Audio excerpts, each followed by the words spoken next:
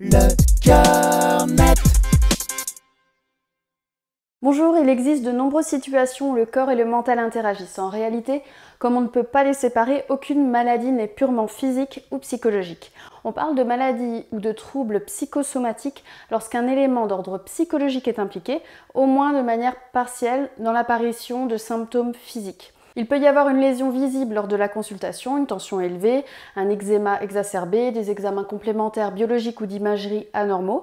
A l'inverse, il peut n'y avoir aucune lésion organique décelable, par exemple dans certaines douleurs ou dans des troubles du sommeil.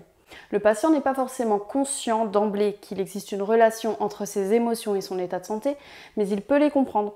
Il existe des somatisations transitoires lors d'une fatigue ou d'un stress comme un passage d'un concours par exemple, alors que d'autres somatisations vont s'inscrire dans la durée et seront plus le reflet de tensions psychologiques installées. Les maladies psychosomatiques sont fréquentes, elles se rencontrent dans toutes les tranches d'âge, y compris chez les jeunes enfants. On ne peut pas faire de liste exhaustive, d'autant que la plupart d'entre elles peuvent aussi intervenir sans aucun trouble psychologique.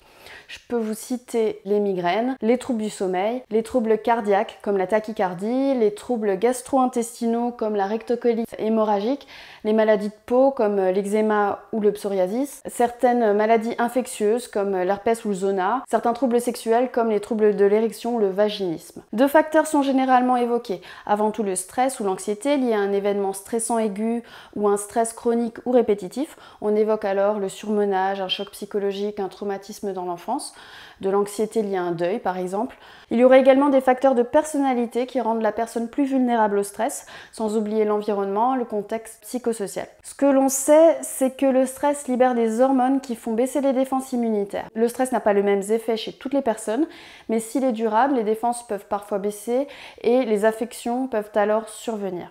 La prise en charge psychologique est indispensable pour travailler sur la gestion du stress, l'anxiété ou un vécu traumatique. Il est conseillé évidemment de se tourner vers des psychologues et apprendre des techniques anti-stress comme la méditation, le yoga ou l'hypnose. Il faut, si possible, avoir une bonne hygiène de vie, faire du sport régulièrement, manger de façon équilibrée, bien dormir, limiter le café, l'alcool, le tabac.